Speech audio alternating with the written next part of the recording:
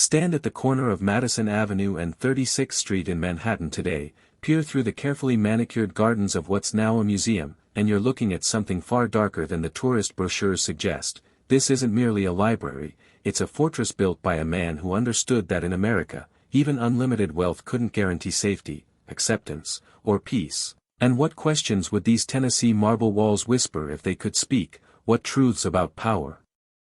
isolation, and the terrible price of being feared rather than loved would echo through these fireproof vaults that once held not just medieval manuscripts and Gutenberg Bibles but the very soul of a man who controlled 70% of America's steel and 60% of its railroads, yet couldn't control his own disfigured face or the hatred directed at him from every corner of the Republic. John Pierpont Morgan, known simply as Jupiter to those who trembled at his name, was born in 1837 into comfortable Connecticut wealth, his grandfather's fortune cushioning his childhood, his father Junius establishing the family's London banking empire, but the boy who would become the most powerful financier in American history was marked from birth by a cruelty that no amount of money could remedy, a skin condition called rhinophema that transformed his nose into a grotesque, bulbous, purple, red mass that made strangers stare and children point, and this physical curse, this visible mark of vulnerability on a man who would broker empires, became the psychological engine driving everything that followed, every consolidation, every trust, every stone laid in the fortress he would build to hide himself from the world's gaze. By the time Morgan reached manhood in the 1860s, he had learned the fundamental lesson that would shape his architecture of power: appearance was everything, control was survival, and privacy was the only true luxury wealth could purchase, so he began methodically constructing not just financial monopolies but literal walls. First the brownstone at 219 Madison Avenue in 1881, purchased as his New York residence, a solid 4-story structure where he could retreat from the public eye, but even this wasn't enough. Even this couldn't contain the growing tsunami of rare books, illuminated manuscripts, medieval artifacts, and old master paintings he was compulsively acquiring from Europe, these objects serving as both investment and psychological armor, tangible proof that this man with the monstrous face possessed the refinement and cultivation that American high society still questioned, that the WASP elite still doubted despite his Presbyterian pedigree, because money alone, as Morgan himself would testify before Congress, was never the basis of credit. The first thing is character, he would insist, before money or anything else. A man I do not trust could not get money from me on all the bonds in Christendom. Yet here was the cruel irony: Morgan, who built his empire on character and trust, was himself profoundly distrusted, seen not as a captain of industry but as a robber baron, a ruthless consolidator who crushed competition and manipulated markets, whose very name became synonymous with the money trust that populists and progressives believed was strangling American democracy. And by 1900, with his collections overflowing his Madison Avenue brownstone, with crates of treasures stored at the Lenox Library, with his London townhouse at 13 Prince's Gate bursting with paintings and sculptures, Morgan made a decision that would create the most revealing structure of the Gilded Age. He would build a private library, but not just any library. He would commission a temple, a citadel, a monument in marble that would declare to America and the world that J.P. Morgan belonged, that his taste was impeccable, that behind the disfigured face lived a mind capable of appreciating the highest achievements of Western civilization. In March 1902, Morgan summoned Charles Follen McKim, the premier architect of the American Renaissance movement, to his brownstone and gave him an assignment: design a structure that would house the finest collection of rare books and manuscripts in America, make it fireproof, make it secure, make it worthy of its contents. And McKim, who had already graced New York with the Villard houses and Columbia's Low Library, understood immediately what was required: not a warehouse but a palazzo, an Italian Renaissance villa transported stone by stone from the age of the Medicis, a building that would fuse architecture, sculpture, and painting into a unified statement of refinement. And over the next 4 years, from 1902 to 1906, something extraordinary rose on the empty lot adjacent to Morgan's brownstone, a low, symmetrical structure of Tennessee pink marble quarried specifically for its durability and luminous beauty, its blocks so precisely cut and fitted that the joints between them were nearly invisible, creating walls that seemed carved from a single piece of stone, walls nearly 3 feet thick in places, walls designed to survive anything: fire, theft, revolution, time itself. The building McKim created was deceptively modest in scale, just 3 primary rooms, each serving a distinct purpose, but the craftsmanship bordered on the obsessive. The exterior referenced the Villa Medici in Rome and the Palazzo del Te in Mantua, with pilasters, swags, and lions' heads carved in the marble, every detail historically accurate, every ornament placed with Renaissance precision, while inside, McKim orchestrated a spectacle of materials imported from across Europe, Cipollino. Marble columns from the same Caristian quarries that supplied ancient Rome, bronze doors modeled after Italian masterpieces, intricate inlaid marble floors, painted and gilded ceilings depicting allegories of art and learning, mahogany bookcases rising to ornate plasterwork, and in the East Room, Morgan's personal study, a massive fireplace, a painted Renaissance ceiling, and walls lined with red silk damask, creating an atmosphere of such concentrated opulence that visitors described it as entering a jewel box, a treasure chamber, a sanctum where the modern world could not intrude, and most crucially, the building incorporated the latest fireproofing technology, steel beams encased in tile, walls designed to contain any blaze, a vault with bronze doors 6 inches thick, because Morgan's deepest fear, beyond public ridicule, beyond financial panic, beyond even his own mortality, was fire, the terror that his life's collections, these objects that validated his existence, could be reduced to ash in a single night. Construction cost $1.2 million, equivalent to roughly $40 million today, but the figure meant nothing to a man whose personal wealth exceeded $80 million and whose control extended to assets worth billions in modern terms, and when the library finally opened in 1906, Morgan had achieved something unprecedented. He had built a structure that was simultaneously a working library, a private museum, an architectural masterpiece, and a fortress, not the crude fortress of battlements and moats, but the sophisticated fortress of the modern plutocrat, where security came not from armed guards but from marble walls, fireproof construction, and the sheer psychological weight of expense and exclusivity, a building that announced, "This is mine, you cannot touch this, you cannot burn this, you cannot take this from me." But the library was just one component of what became known as the Morgan Compound, a private citadel occupying an entire city block. There was Morgan's own brownstone at 219 Madison Avenue on the corner, then the Marble Library immediately to the east at 33 East 36th Street, and eventually, in 1904, Morgan purchased the adjacent brownstone at 229 Madison Avenue for his son Jack, creating a family fortress where 3 buildings, connected by underground passages and shared courtyards, formed a self-contained world of Morgan power, Morgan wealth, Morgan privacy, a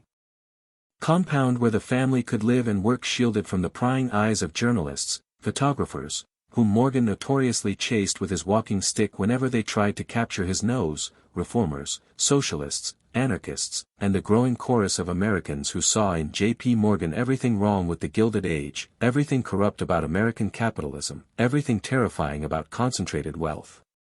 And they weren't entirely wrong to be terrified, because between 1890 and 1910, Morgan orchestrated a consolidation of American industry that remains breathtaking in scope. He financed the merger of Edison General Electric and Thomson Houston Electric to create General Electric in 1892, then in 1901 he assembled U.S. Steel, the world's first billion-dollar corporation, by merging Carnegie Steel with Federal Steel and half a dozen other companies, controlling not just the production of steel but the railroads that transported it, the mines that supplied it, the banks that financed it, and when he formed the Northern Securities Company to consolidate competing railways, the Great Northern, Northern Pacific, and Chicago, Burlington and Quincy railroads, under a single holding company, President Theodore Roosevelt's Justice Department sued under the Sherman Antitrust Act, and the case went all the way to the Supreme Court, which ruled 5-4 in 1904 that the consolidation was illegal, marking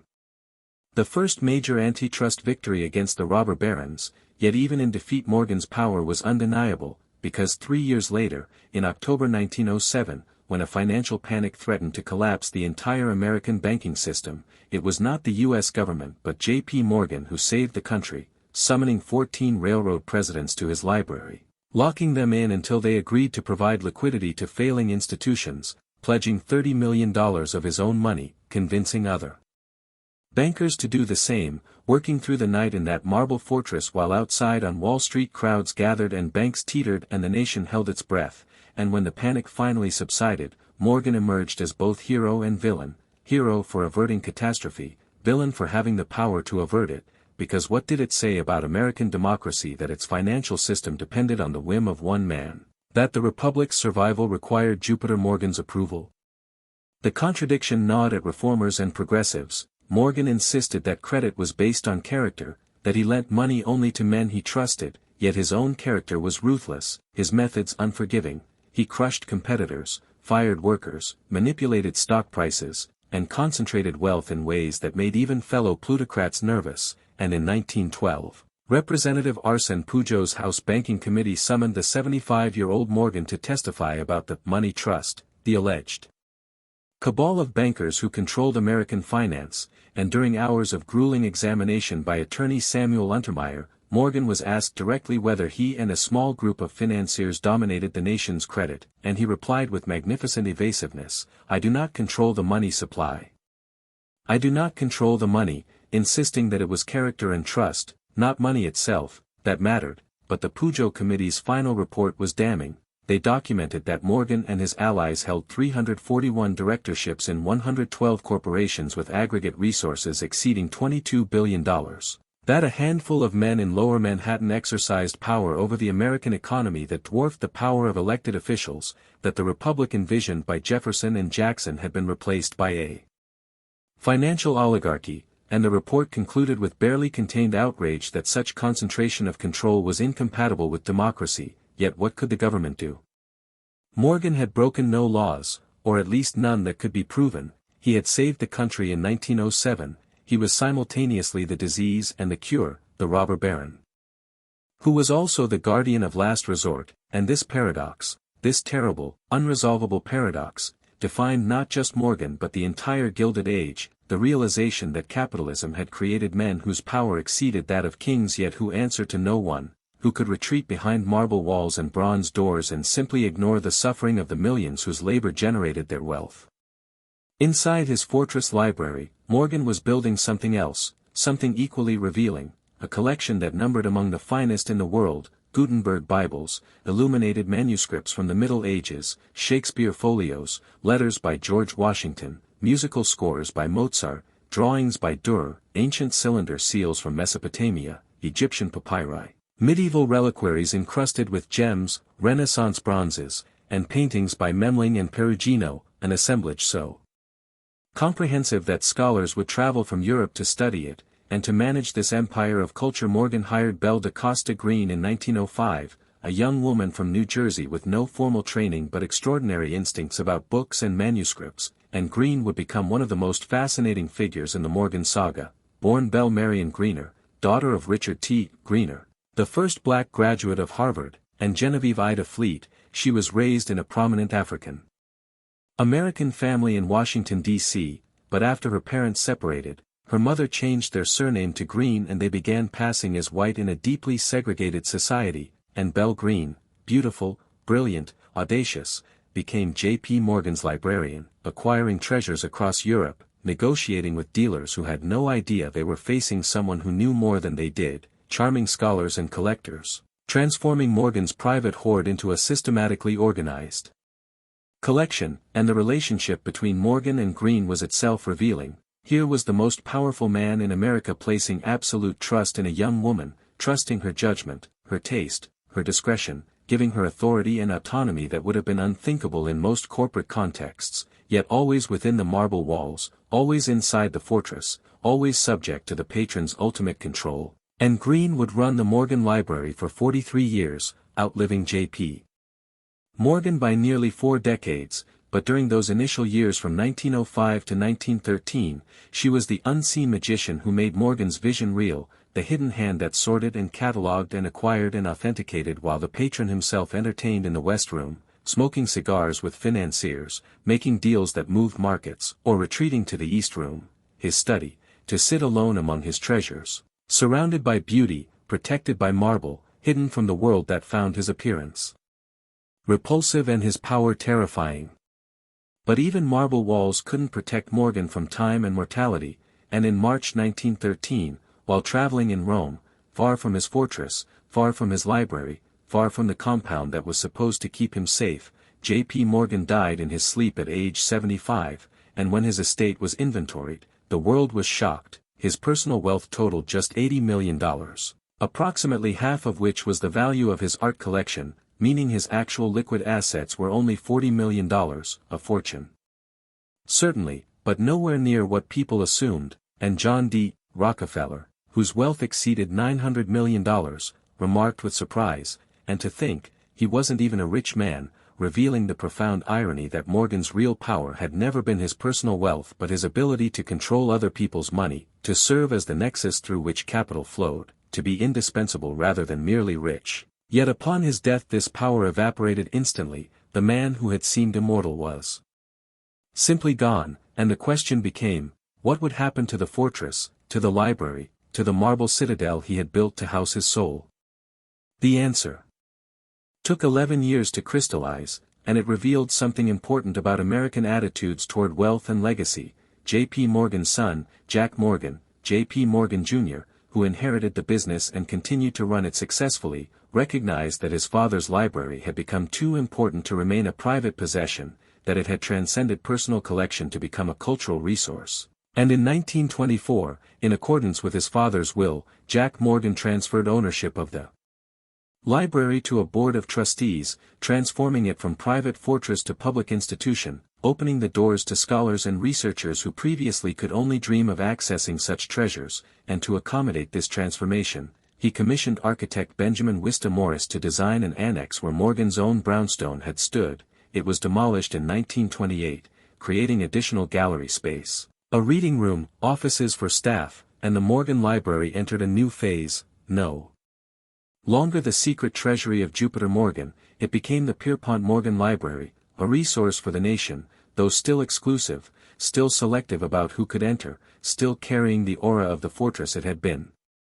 Belle da Costa Greene remained as director, navigating the institution through the transition, through the Great Depression, through World War II, maintaining her position of influence for 43 years total, though always aware that she was performing a complex balancing act. As a black woman passing as white in an era of rigid segregation, she could never fully relax, never fully reveal herself. Her entire existence was itself a kind of fortress, a carefully constructed identity designed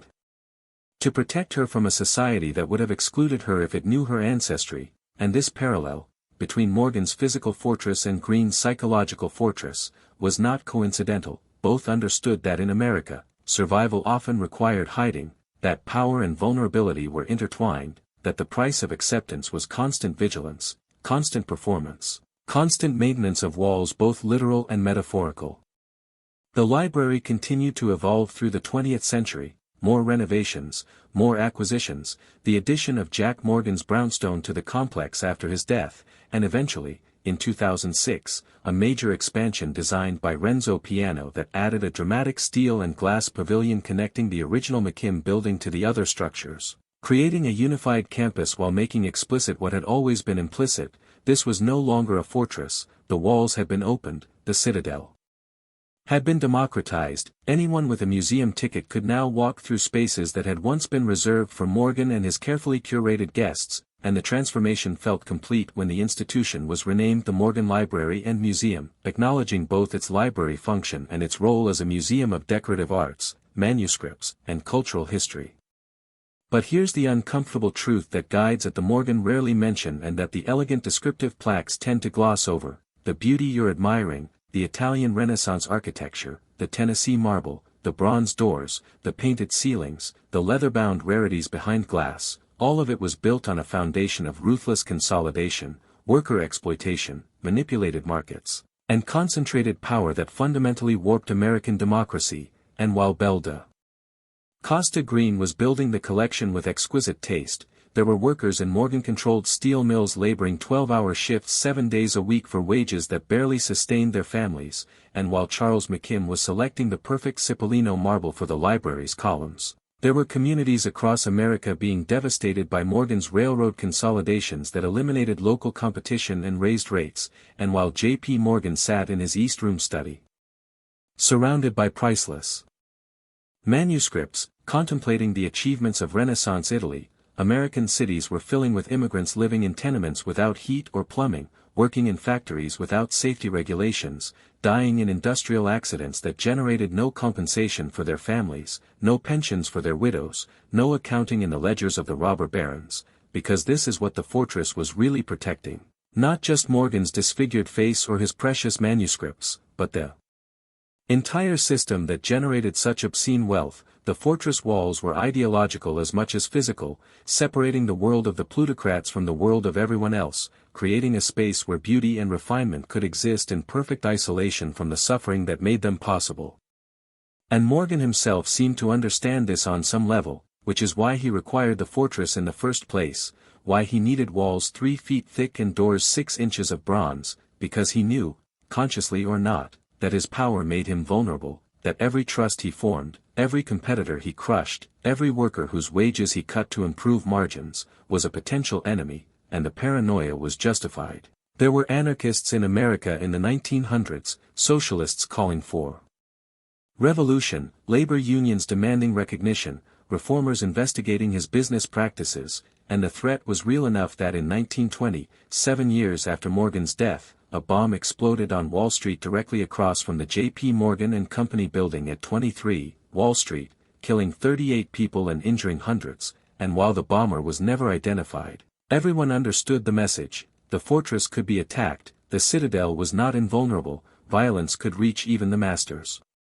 of capital, and the pockmarks from the blast still scar the facade of 23 Wall Street, a permanent reminder that marble walls and bronze doors can protect you from fire and thieves but not from history, not from the consequences of how you amassed your wealth, not from the reckoning that eventually comes for all empires built on exploitation.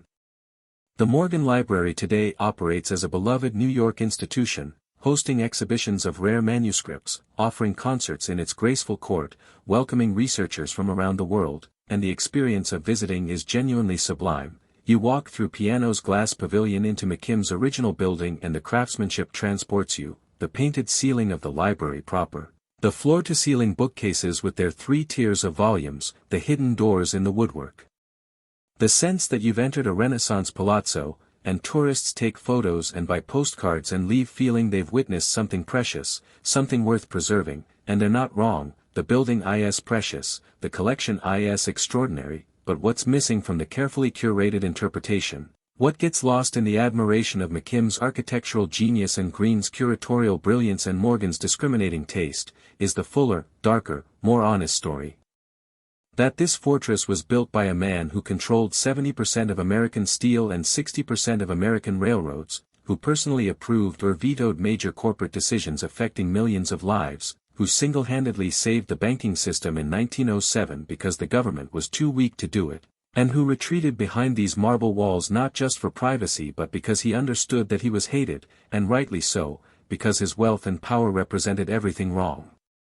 With unregulated capitalism, with democracy corrupted by money, with a social system that rewarded ruthlessness and concentration while punishing labor and solidarity. And Belle da Costa Greene's story adds another layer of complexity, another fortress within the fortress, because her need to pass as white in order to access the corridors of power, her concealment of her black ancestry for her entire professional life, was itself a commentary on American society's rigid racial hierarchies, on who was allowed inside the fortress and who was excluded, and while she achieved remarkable success and wielded considerable influence, she did so only by hiding a fundamental part of her identity, only by constructing an elaborate performance of whiteness that she maintained until her death in 1950. And when scholars finally began investigating her background in the 1990s and 2000s, uncovering letters and documents that revealed her true ancestry, it forced a reckoning. Could we celebrate Greene's achievements while acknowledging the terrible pressure that made her concealment necessary? Could we admire the Morgan Library while confronting the systems of exclusion, both class and racial, that it embodied? The modern Morgan has tried to grapple with these questions, mounting exhibitions about Greene that acknowledge her full biography, offering programs that examine the labor and craftsmanship behind the building, providing more critical interpretation of J.P. Morgan's business practices, but there's still a tendency to focus on the aesthetics, the beauty, the rarity, the preservation, while soft-pedaling the exploitation. And this is the pattern with so many Gilded Age mansions and institutions that have been converted to museums. They become temples to taste rather than evidence of inequality. We admire the chandeliers without asking who cleaned them, we marvel at the imported marble without calculating what that money could have done for Morgan's workers, we preserve the fortress but forget why it was necessary in the first place, and the result is a sanitized version of history where robber barons become philanthropists and ruthless consolidation becomes vision and massive. Inequality becomes the Gilded Age as if it were just a style period rather than a structural crisis that nearly destroyed American democracy.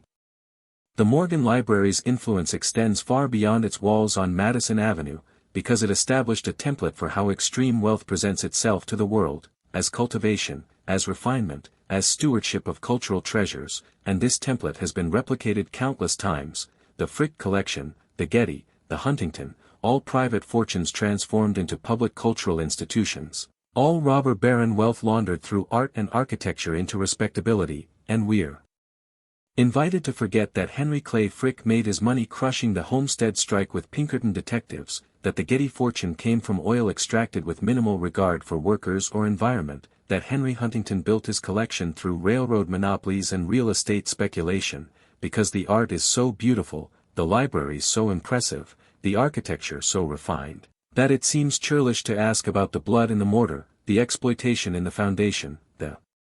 suffering that made the beauty possible. And this is precisely what the fortress was designed to accomplish, to separate the ends from the means, to present the result without showing the process, to offer us the jewel box without revealing what was stolen to fill it.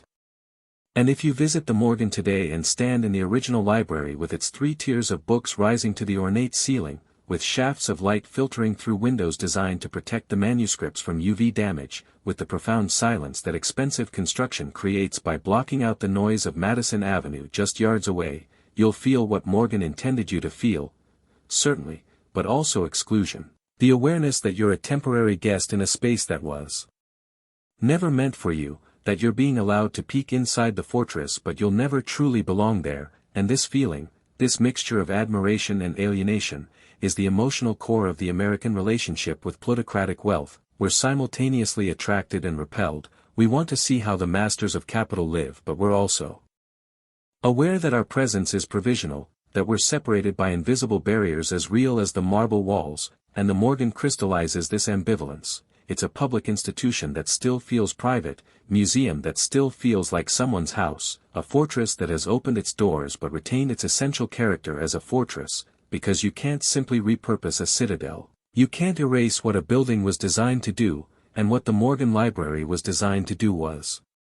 protect, hide, separate, insulate, to create a space where J.P. Morgan could exist free from the judgment of his appearance and his actions, where beauty could exist in isolation from the ugly realities of how it was purchased, where power could drape itself in culture and call itself civilization, and that function hasn't fundamentally changed even as the building has been opened to the public, because we're still being shown a curated version of wealth, still being presented with the aesthetics while the economics remain obscured, still being invited to admire the fortress without asking why it needed to be built in the first place.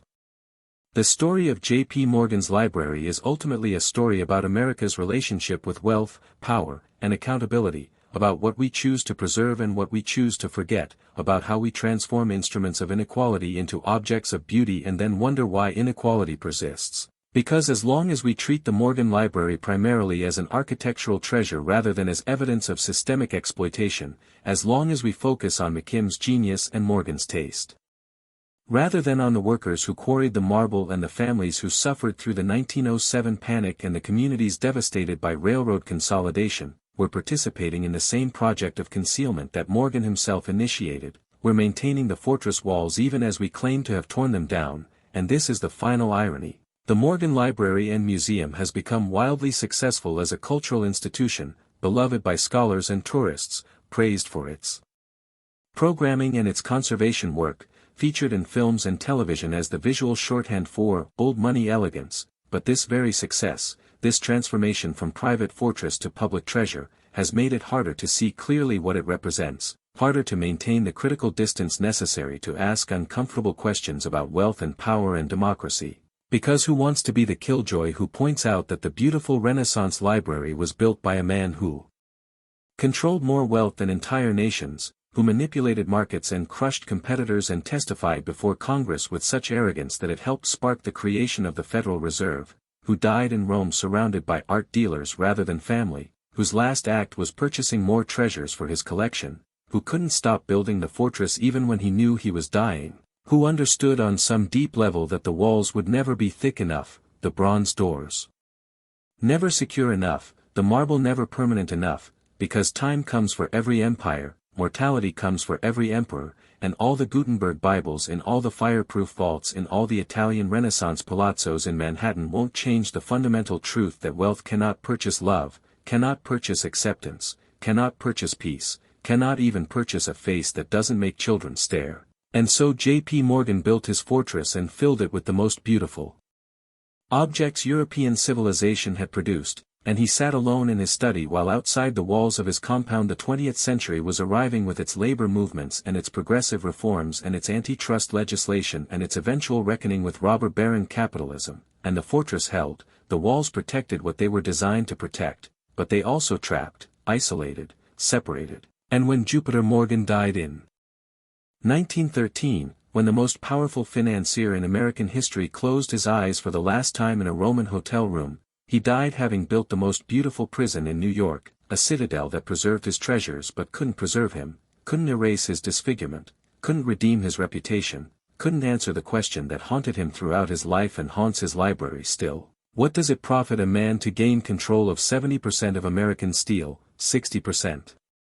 of American railroads, and the finest collection of medieval manuscripts in the Western Hemisphere, if in the end he requires walls 3 feet thick to feel safe, if in the end he's remembered more for his monstrous nose than his refined taste, if in the end his fortress becomes a museum where strangers wander through rooms that were designed to keep them out, reading plaques that sanitize what he was and what he did, transforming the citadel of American capitalism into a temple of culture, as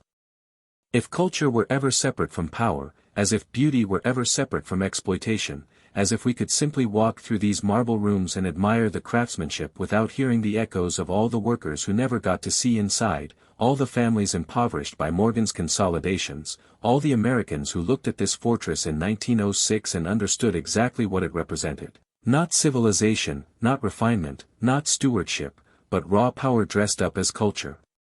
Inequality crystallized in Tennessee marble, democracy betrayed and hidden behind bronze doors.